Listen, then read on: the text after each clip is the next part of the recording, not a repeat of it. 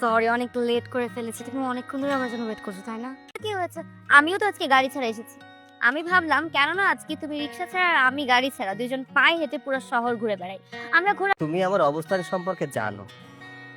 আমার কাছে তেমন টাকা পয়সাও নেই। এই ঘোরাফেরা করা, ভালো রেস্টুরেন্টে খাওয়া। কাছে তো টাকা আছে। আমরা আজকে আমার টাকা আনন্দ ফুর্তি করবো। না না আয়াত, এটা হয় না, এটা হতে পারে না। যে আমরা বন্ধু, আমি যদি আজকে তোমার খরচটা দেই, তোমার যখন অনেক টাকা হবে তুমিও আমারটা দিবে। আর এই যে আজকে আমি যা যদি শেষ হয়ে থাকে, এবার আমরা যাই।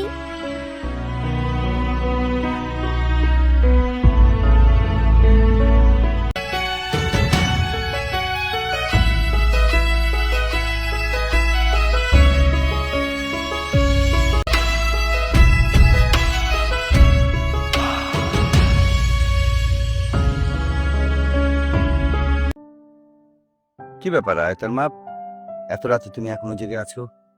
তোমাকে একটা কথা বলবো বলেই জেগে আছি। তাই করে না? দেখো, আমি জানি আমার মেয়ে যদি কাউকে পছন্দ করে সেটা ঠিকঠাক মতোই পছন্দ করবে।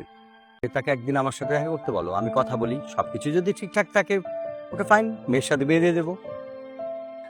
তো আমি দেখো, হ্যাঁ আসতে বলো, আমি ছেলের সাথে কথা বলি। তুমি আমাকে নিরাশ করনি। এই তাহলে আচ্ছা ঠিক আছে, আমি একটু কল করে আসছি। আচ্ছা, হ্যাঁ Okay. ওকে। তুমি কিছু খাবে? কফি? না না না না না না, হ্যাঁ? It's okay. Okay, good night. Good night. এখন দেখা করে এরকম ফ্যাল ফ্যাল করে হাসছো, কি এত খুশি কেন? আজকে আমি অনেক খুশি, কারণ অনেক বেশি পছন্দ করো, বাট কখনো এটা বলতে পারো না। আমি তোমাকে আগে বন্ধু ভাবতাম, তবে এই বুঝি আমি তোমাকে ভালোবাসি। I love you. আচ্ছা, তার মানে তুমি আমাকে সত্যি সত্যি ভালো কথা মুখে বলতে পারে না। আর তোমার জন্য আজকে আমি অনেক বড় একটা সারপ্রাইজ নিয়ে এসেছি। একটা কাজ করো, তুমি আমার সাথে চলো, আর আজ তোমাকে আমি বিয়ে করতে চাই কি চাই না। তুমি কার সাথে দেখা করাতে চাচ্ছ? আহা, এত উতলা কেন হচ্ছে? অনেক বড় সারপ্রাইজ তুমি হয়ে গেলে। চলো না, কি যাবে না? আচ্ছা ঠিক আছে, তোমার সাথে যেতে আমার কোনো অসুবিধা নেই। দাও তো। আচ্ছা, তুমি না আমাকে বললে কার সাথে? আসো, তাকে পেয়ে গেছি। আসো আসো। শুভ, সৈকত আমার ফ্রেন্ড। ঠিক হয়েছে, আমরা খুব শীঘ্রই বিয়ে করছি। আপাতত ও আমার বয়ফ্রেন্ড, আর ও হচ্ছে সৈকত আমার ফ্রেন্ড। শুভ মতো গরিব ফুকনির বাচ্চা এখানে থাকবে?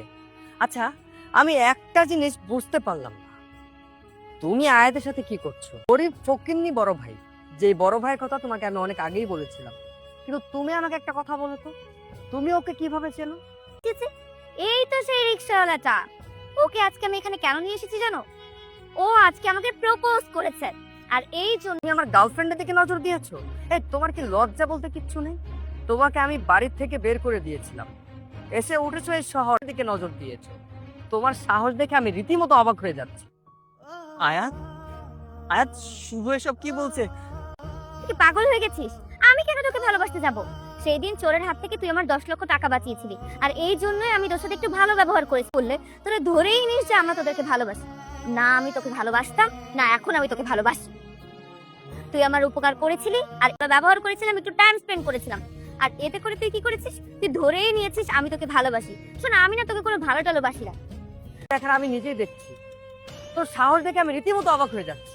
আমি চাইলে না এই মুহূর্তে তোর হাত পা আমি ভেঙে দিতে পারি, আর আমি একটা বার বাস করবো। ভাই, আমি জানতাম না, আমি জানতাম না যে ও আমাকে ভালোবাসে না, আমাকে পছন্দ করে না, ও যে ফিরেও তাকাতাম না। তবে আয়াত, এটা সত্যি, আমি তোমাকে অনেক ভালোবেসে ফেলেছিলাম।